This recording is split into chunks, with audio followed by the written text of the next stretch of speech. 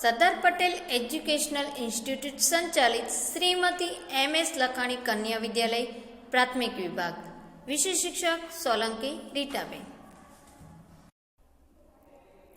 Good morning બાળકો. ધોરણ 4 વિષય પર્યાવરણ વિષય પાઠ 18 ગામ ગામના પાણી. તો ચાલો બાળકો પાઠ્યપુસ્તક ખોલી અને પાઠ 18 ગામ ગામના પાણીનો અભ્યાસ કરીએ. દરેક સજીવની 3 જરૂરિયાત છે: હવા, પાણી અને ખોરાક. દરેક સજીવને જીવન જીવવા માટે આ 3 વસ્તુ તો ખૂબ જ મહત્વની છે. તો આજે આપણે આ 3 વસ્તુમાંથી પાણી વિશેની માહિતી મેળવીએ. બાળકો, વરસાદ એ પાણીનો મુખ્ય સ્ત્રોત છે. આપણને પાણી છે એ વરસાદ દ્વારા મળે છે. પાણીના પ્રાપ્તિ સ્થાનો તો કે વરસાદ ઉપરાંત આપણને પાણી નદી, તળાવ, સરોવર, કૂવો, ડંકી, બોર વગેરેમાંથી મળી શકે છે. પાણી જીવનનું અમૃત છે. જળ એ જ જીવન. બાળકો, પાણી એ આપણી અમૂલ્ય સંપત્તિ છે. માટે પાણી છે એ જોઈતા પૂરતું જ વાપરવું જોઈએ. પાણીનો બગાડ કરવો જોઈએ નહીં. પાણી બચાવો, પાણી આપણને બચાવશે. તો બાળકો, હવે આપણે જોઈએ પાણી વિશે પણ કે પાણી છે એ રંગ વગરનું, ગંધ વગરનું હોય છે. પાણી છે એ આપણે પીવામાં, રસોઈમાં, કપડાં ધોવા, વાસણ માંજવા, ઘર સફાઈ કરવી, ખેતીકામ અને ઉદ્યોગમાં ઉપયોગી છે. પ્રકરણ 18 ગામ ગામના પાણીની સમજૂતી મેળવીએ. તરસ કેવી રીતે છીપાવવી. ક્રિપલ પુસ્તક વાંચતી હતી ત્યારે તેણે દરવાજે અવાજ સાંભળ્યો. તેણે જોયું કે કોઈ મહેમાન આવ્યા છે. પપ્પાએ મહેમાનને આવકાર આપ્યો. તેમણે રૂચનને તેમના માટે ઠંડુ પીણું લાવવા કહ્યું. મહેમાને કહ્યું, હું ઠંડુ પીણું લઈશ નહીં, મને એક ગ્લાસ પાણી આપો. પપ્પાએ કહ્યું, આજકાલ અમને પીવા લાયક પાણી મળતું નથી. તે ચોખ્ખું પણ દેખાતું નથી. સારું રહેશે જો તમે તે પાણી ન પીવો. અમારી પાસે તો છૂટકો નથી, એટલે આવું પાણી પીવું પડે છે. ગંદુ પાણી આપણા શરીરને કેવી રીતે નુકસાન કરે છે. બાળકો, અહીં તમે જુઓ છો ચોખ્ખું પાણી અને ગંદુ પાણી. ગંદુ પાણી પીવાથી આપણા શરીરમાં નુકસાન થાય છે.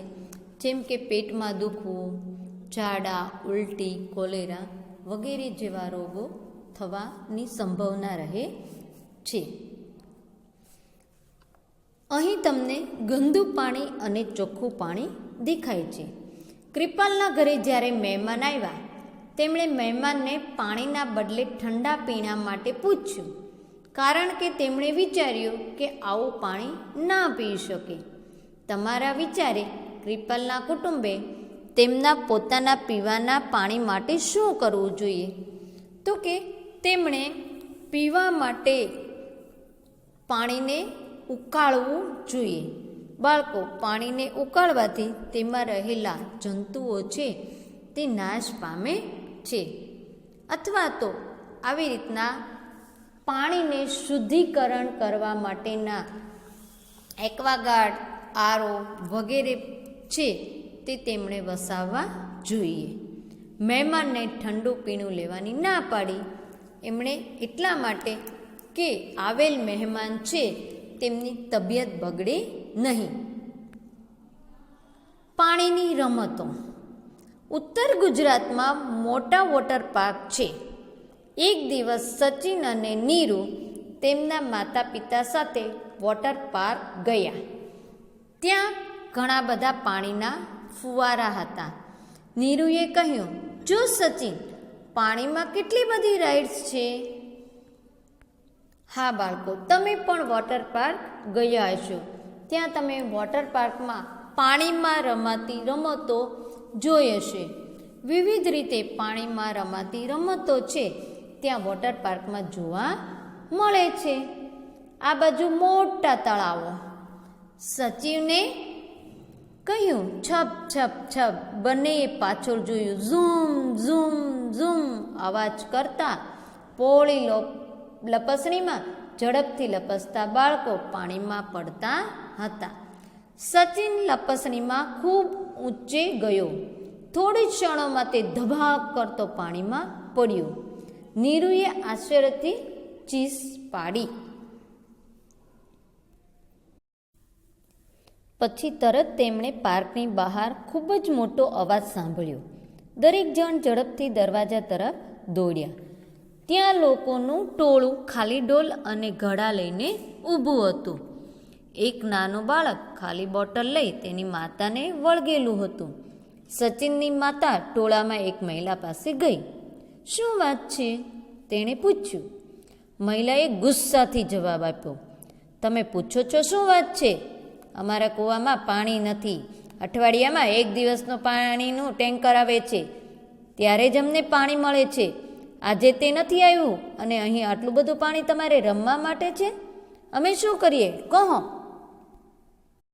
બાળકો, ચોમાસાની ઋતુ દરમિયાન વરસાદ આવે છે ત્યારે ઘરના છાપરા અને અગાસીમાંથી જે પાણી પડે છે તે પાણીનો સંગ્રહ કરવાનો હોય છે. આ છે પાણી સંગ્રહ કરવાની રીત. બાળકો, જે વરસાદનું પાણી આવે છે તે ભૂગર્ભ ટાંકામાં છે એ સંગ્રહ થાય છે અને જ્યારે જરૂર પડે ત્યારે આ પાણીનો ઉપયોગ કરવામાં આવે છે. આ રીતે ચોમાસાની ઋતુ દરમિયાન પાણીનો સંગ્રહ કરવામાં આવે છે. આપણા ઘરમાં પણ અગાસીમાં આ રીતે ટાંકામાં પાણીનો સંગ્રહ કરવામાં આવે છે અને ઘરમાં માટલામાં પીવાનું પાણી છે એ આ રીતે આપણે અન્ય વાસણોમાં પણ સંગ્રહ કરીએ છીએ. તમારા ઘરમાં ક્યારેય પાણીની અછત થઈ છે? ક્યારે? તો કે હા, જ્યારે મ્યુનિસિપાલિટીની નળની લાઈનમાં કોઈ ખરાબી આવી જાય ત્યારે પાણીની અછત છે એ થાય છે. ત્યારે તમે શું કરો છો? તો કે ત્યારે સોસાયટીમાં લોકો દ્વારા છે એ પાણીનું ટેન્કર છે એ મગાવવામાં આવે છે. બાળકો, તમે ક્યારેય પાણીમાં રમ્યા છો? ક્યાં અને ક્યારે? તો ઉનાળાની ઋતુ દરમિયાન બાળકો તમને આવી રીતના પાણીમાં રમવાની મજા આવે છે. તમે પણ આ રીતના પાણીમાં રમત રમ્યા જશો. તમને ક્યારેય પાણીમાં રમવાની ના પાડવામાં આવેલ છે? કેમ? તો કે હા, જ્યારે ચોમાસાની ઋતુ દરમિયાન ખૂબ વરસાદ પડે છે અને બધે જ પાણી ભરાઈ જાય છે ત્યારે તમને વાલી છે એ પાણીમાં રમવાની ના પાડવામાં આવે છે. તમે તમારી આસપાસ પાણીનો બગાડ થતો જોયો છે?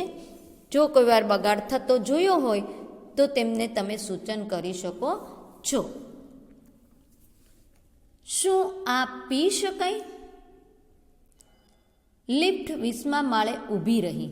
સ્મિતને લિફ્ટમાં જવું ખૂબ ગમે છે. આજે શાળામાં રજા છે. સ્મિત તેની માતા સાથે અંજુ મેડમને ત્યાં આવ્યો. તેની માતા ત્યાં કામ કરતી હતી. તે ઘર શાંત, સાફ અને ચમકતું હતું. અંજુ સમાચાર પત્ર વાંચતી હતી. સ્મિતને જોઈ તેણે હસીને પૂછ્યું, શું આજે રજા છે? મેડમે ટીવી ચાલુ કર્યું અને થોડી જ વારમાં સ્મિત કાર્ટૂનની દુનિયામાં ખોવાઈ ગયો.